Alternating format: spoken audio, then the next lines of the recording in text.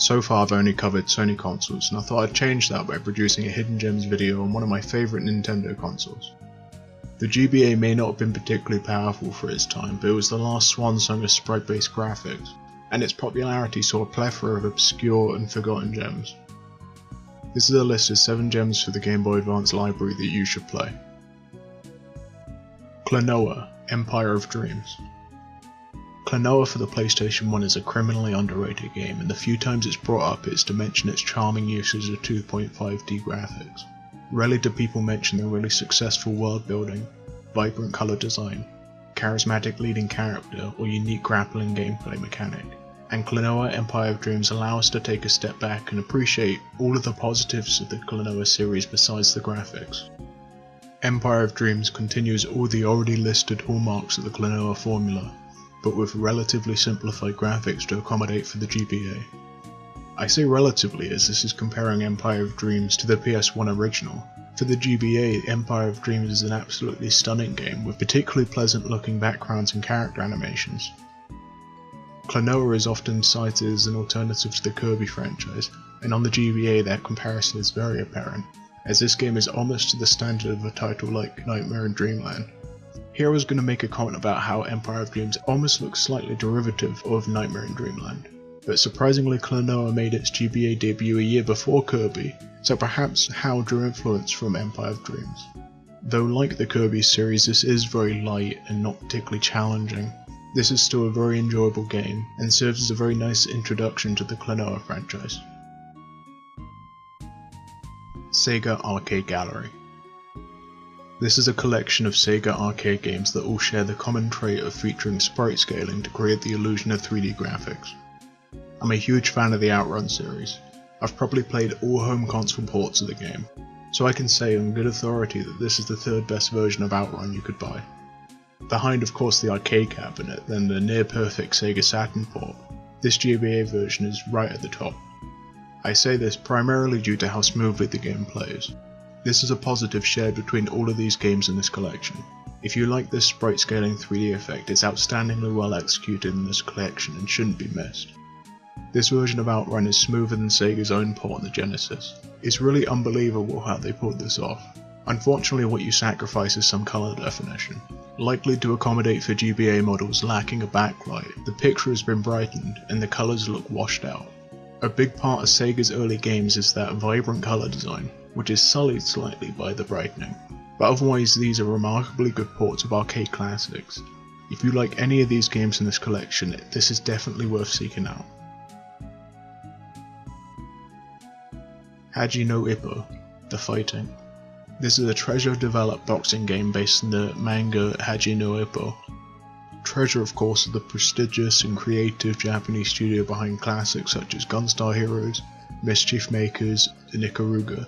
In the past I've covered their PS1 game Silhouette Mirage, one of their most forgotten games that should be listed amongst their best works. Though the company are at their best when developing totally original ideas, they have produced a number of quality licensed games, McDonald's Treasureland Adventure, Wario World, and also on the GBA, they would produce another underappreciated game, Astro Boy Omega Factor. What sets this Hadji no Ippo game apart from other similar titles is the effort to authenticate the first-person perspective.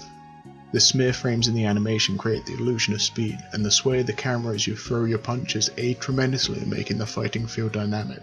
The hit, stun, sound effects, and the opponent's expressive animations aid in making your punches feel impactful. For a GBA sports title, Hadji no Ippo is a surprisingly engrossing experience. This is enhanced further by a more in-depth boxing experience than one might expect. Far from a generic punch-out clone, Hadji no Ippo allows for a variety of strategic attack styles. There are various risks and rewards to playing overly defensively or too aggressively. I can't stress enough that this game isn't just about waiting for a telegraphed opening, but it's a legitimate boxing game, enhanced greatly by the realistic first-person perspective. Kururin. Kururin is a puzzle game wherein you have to coordinate your movement around the constant rotation of a stick to be able to fit through gaps. This is an interesting premise that allows for a lot of variety in level design, with a natural escalation of difficulty as you learn more maneuvers.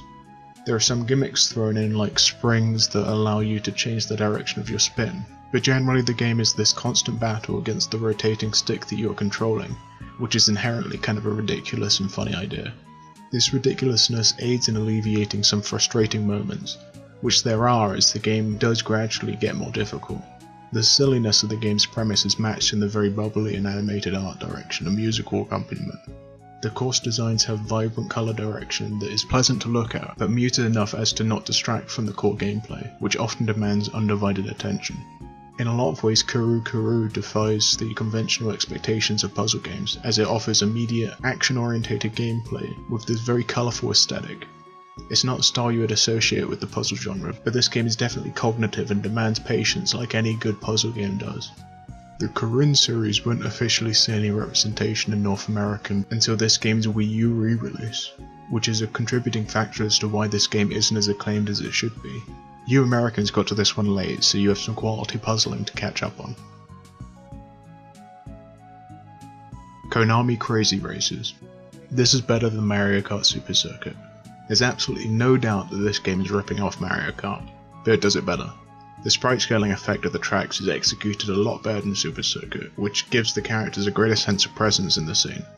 The handling is far more restrained as opposed to the squirrely turning of Super Circuit, and there's a much greater sense of speed. The course themes are more multifaceted with more than one central theme. A track can feature a variety of stage hazards and terrain, which results in a more dynamic racing experience. Also, the tracks are based on iconic Konami games, as are the characters for that matter. Not that many of these games are particularly popular in the West, but Konami picking from their catalogue of games for track and character designs results in a visually diverse game. And most importantly, the music is a collection of remixes from classic Konami games, and music is one of the things older Konami games are most remembered for. Konami Krazy Racers is more than just a rip-off, it's one of the best racing games on the GBA. Max Payne. The fact that this game exists is just ludicrous. Max Payne for the GBA is a shockingly faithful remake of the full game, but a little trimmed down and with an isometric camera angle. Given the hardware limitations, it's hard to imagine a better way to convert the third-person shooter to a GBA. And in fairness, many of the positives the original Max Payne carry over to this game. The gritty story, the John Woo-inspired bullet time, the grimy locations. It's all here, and in an aesthetic similar to The Sims.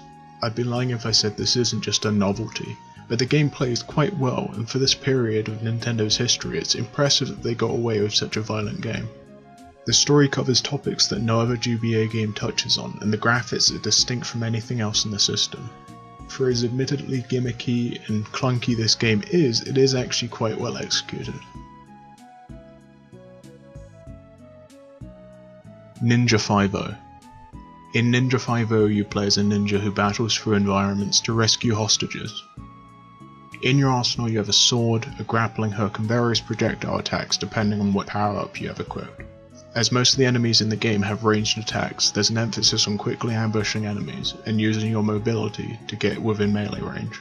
In that respect, Ninja Fivo plays like a 2D version of an Arkham Asylum game, in the respect that the best course of attack is to quickly swoop down on enemies completely unnoticed. And like that series of games, Ninja Fivo is successful simply due to how satisfying it is to traverse the environment.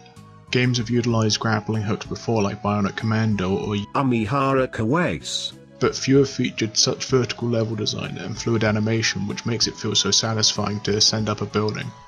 Ninja Fivo is amongst the best action platformers for the GBA, and unfortunately often overlooked.